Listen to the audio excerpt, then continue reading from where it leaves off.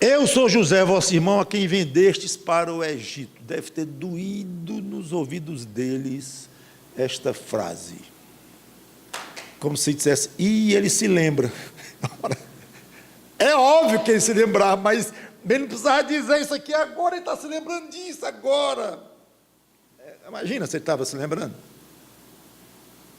Deve ter sido uma lança no coração deles. José usa a lança pela segunda vez. Em seguida, no versículo 4, quando ele diz, a quem vendeste para o Egito, e no 5, ele diz de novo, agora, não vos entristeçais, nem vos irriteis contra vós mesmos, por me haverdes vendido para Quis. Eita, ele insiste. Ele não só se lembra, mas ele insiste. Deve ter sido muito forte essa afirmação de José. Só que José não queria maltratá-los. Eu usei a palavra lança, talvez deveria usar a palavra bisturi. Lança serve realmente para ferir e matar. Então esqueçam a imagem da lança, vamos usar a bisturi, que é usado também para cortar, faz sangrar, mas usado de uma maneira benigna para curar. Então vamos imaginar aqui o José usando o seu bisturi, ferindo os irmãos, sim, tirando o pus lá de dentro, sim, mas de uma maneira altamente benigna.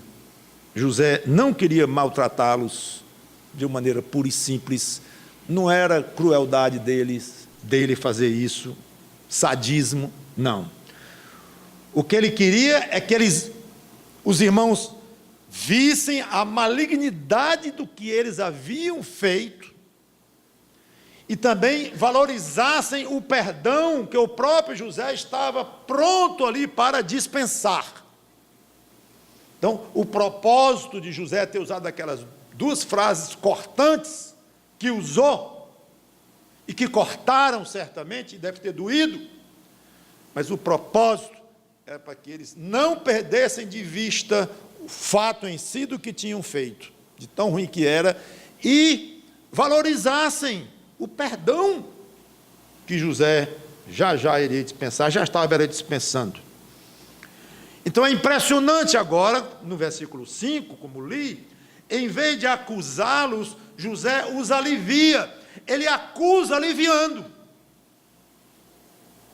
Não vos entristeçais, nem vos irriteis contra vós mesmos, por me haveres vendido para aqui. Bufo, acusou de novo. Mas ele acusa ao mesmo tempo em que ele alivia, benigno, o corte, o ferimento causado aqui na alma dos irmãos deles. Como explicar isto?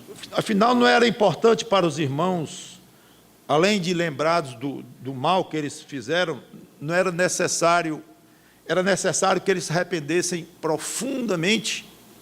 Sim.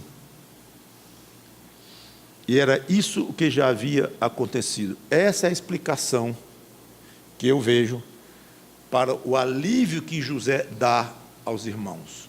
Sem abandonar a descrição do pecado deles, duas vezes me venderam para o Egito, vocês me venderam para o Egito, mas ao mesmo tempo ele alivia, porque ele já tinha visto compunção no coração daqueles irmãos. Eu comentei em mensagem passada que José levou a angústia dos irmãos a níveis altíssimos, conforme todo o desenrolar da história, como vocês devem se lembrar, para provocar neles reflexão no que eles haviam feito, para que se arrependessem e prestassem conta com Deus. Só que tudo isso parece que já tinha acontecido. Eles reconheceram que Deus havia encontrado a iniquidade deles. Lembra, na mensagem passada eu disse, quando os irmãos disseram, ai, Deus encontrou nossa iniquidade. Então José foi vendo a atitude deles, a humildade deles, a preocupação deles com o pai, com o irmão mais novo, o fato de que eles estavam ali sendo apertados pelo próprio Deus, que encontrou a iniquidade deles, José olhando isso, José vendo isto tudo, e deve ter concluído com segurança: esses homens se arrependeram, estão compungidos. Não diz na Bíblia explicitamente que eles se arrependeram, mas fica evidente a própria história e a própria reação de José, que ele percebeu isso. Então, para que esmagá-los ainda mais? Além do fato de repetir o que eles haviam feito, para que ir mais fundo, mais fundo? Vocês não sabem que eu sofri, vocês não sabem. Não, ele citou 2 vezes ali, 2 cortes profundos e joga o alívio sobre eles. Não fiquem zangados com vocês próprios, não. A hora de ser duro havia passado. Agora, mesmo sem esconder o pecado deles, estava em cena a largueza, o perdão. Aí José entra com largueza mesmo, linda, e um perdão de nos deixar constrangidos. Vocês se lembram de alguém que, em vez de esmagar o pecador arrependido, alivia o seu fardo? Vinde a mim os que estáis cansados e sobrecarregados, e eu vos aliviarei. Tomai sobre vós o meu jugo e aprendei de mim, porque sou manso e humilde de coração, e achareis descanso para vossas almas, porque o meu jugo é suave e o meu fardo é leve. Senhor Jesus Cristo, vinde a mim os que estáis cansados pelo pecado. Ninguém houve que mais denunciou o pecado do que ele próprio, Jesus Cristo. Mas a denúncia do pecado e colocar o tamanho da negritude do pecado diante do pecador não elimina o exercício do perdão, ao contrário, mostra o perdão sob a perspectiva correta. O tamanho do perdão é proporcional ao tamanho da gravidade da ofensa que o pecado causa a Deus. Lembro de alguém que a Bíblia diz que não gostava de apagar a chama que já estava se apagando, e que não esmagava uma cana que já estava amassada? Ele mesmo. Mateus 12 e 20, deixe-me ler essa passagem.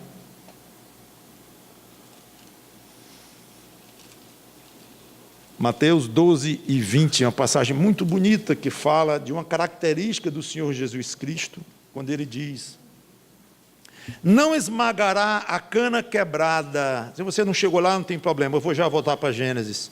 Nem apagará a torcida que fumega até que faça vencedor o juízo. Uma forma dele tratar o pecador, não esmagando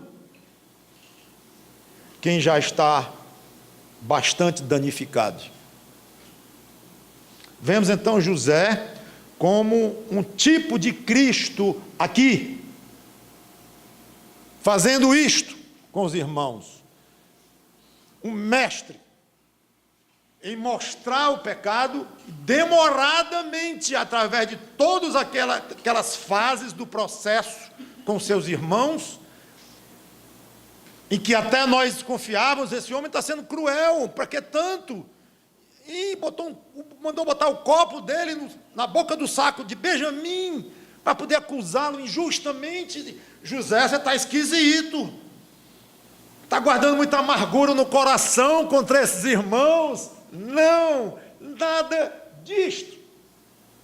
Mas um tratamento necessário, duro, sofrido por parte dos pecadores, dos irmãos dele, um tratamento necessário que José causou neles, para que eles fossem despertados do sono de uma consciência encostada, uma consciência cauterizada ou silenciada Não, não, não, não, vocês vão enfrentar o pecado de vocês com toda a clareza, e eu vou fazer isto.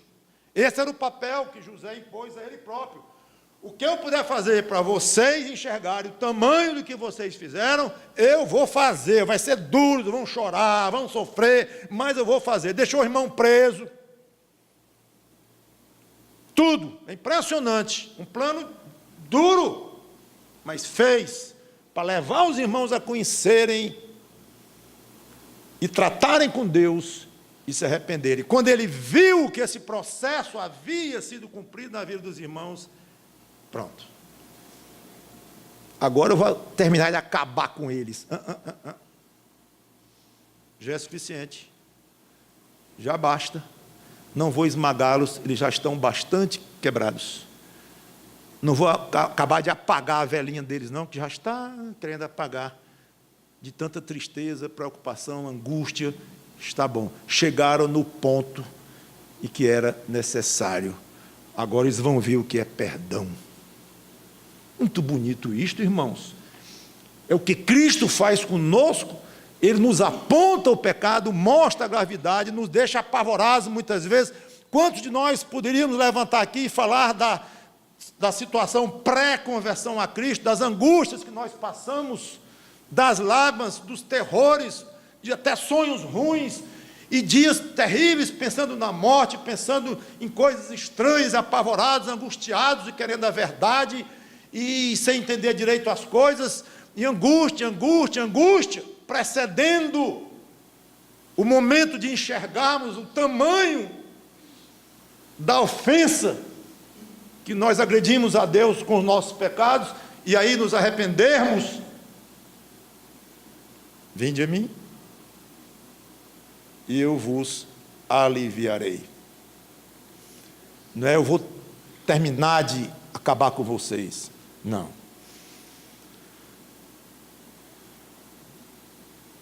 Você crente,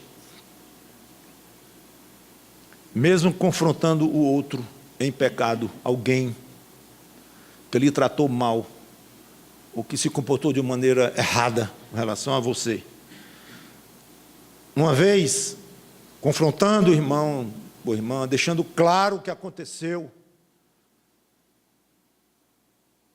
vendo o irmão contrito, entendendo o que ele fez, neste ponto para frente, seja largo, seja compassivo com gosto. Inclusive, eu não gosto quando irmãos vêm me contar que foram ofendidos, fui ofendido pelo irmão fulano de tal, não gostei, fiquei chateado, ele veio falar comigo, me pediu perdão, disse, não, tudo bem, tem problema não. Eu digo, você errou aí, meu irmão, e feio, não tem problema não, só tem problema, ele agrediu, ou de boca, ou geralmente é de boca mesmo, de desconsideração, ou falta de compaixão, ou agressão mesmo, uma grosseria, não importa, mas ele pecou contra você, e você vem dizer que não tem problema não, então Cristo morreu por um pecado que não tem problema não, Cristo morreu por cada pecado nosso, inclusive esse desse irmão que pecou contra você. Nunca diga para alguém que lhe ofendeu, que lhe agrediu de alguma maneira, consciente ou não. Claro que sendo inconsciente diminui a pena, mas a culpabilidade, mas agressão é agressão e deve ser tratada como tal. Nunca diga para o irmão que lhe ofendeu, especialmente de uma maneira consciente, não tem problema não. Já esqueci isso, não esqueça não. Trate com ele. Sim, meu irmão, está pedindo perdão pelo que mesmo? Por isso, tem razão. Se me ofendeu mesmo, me magoou, fiquei muito triste com você. Estou muito feliz que você está me pedindo perdão. Isso aqui é uma resposta? Vou pensar, vou dizer agora, está perdoadíssimo. Essa é a solução cristã. Então, quando eu digo para você não deixar passar o que o irmão fez contra você, que vem lhe pedir desculpa ou perdão, dizendo que não tem problema não é para esmagá-lo não, é para levá-lo a confrontar o seu pecado, o pecado dele, melhor dizendo. E uma vez confrontado, ele então pede perdão, e você então perdoa, Esse é o caminho cristão, e José percorreu esse caminho de uma maneira magistral. Meu amigo, que sem Cristo, e você quer perdão, alívio total, corra para os pés de Cristo, mas corra ligeiro, porque você não vai encontrar alívio aqui de ser humano não, viu? Nem perdão total não. E mesmo que encontre um perdão humano belíssimo, que há, mas ser humano algum tem perdão de perdoar pecado de uma maneira a anular o efeito eterno do pecado. Eu posso perdoar o pecado que alguém cometeu contra mim. Sim, em termos humanos, o que eu pude perdoar, eu perdoei. Mas eu não posso anular o efeito eterno que aquele pecado terá diante do Deus Criador e Senhor dos céus e da terra. Não posso, não posso, não está na minha alçada. Mas Jesus Cristo, Ele próprio é Deus. Então, Ele pode perdoar pecados, não apenas a ofensa em si, em termos do que causou, mas os efeitos, causou nesta terra, mas os efeitos eternos. Ele pode perdoar e perdoa, quando há contrição de fato, e quando se acredita realmente, se crê no tamanho do seu sacrifício.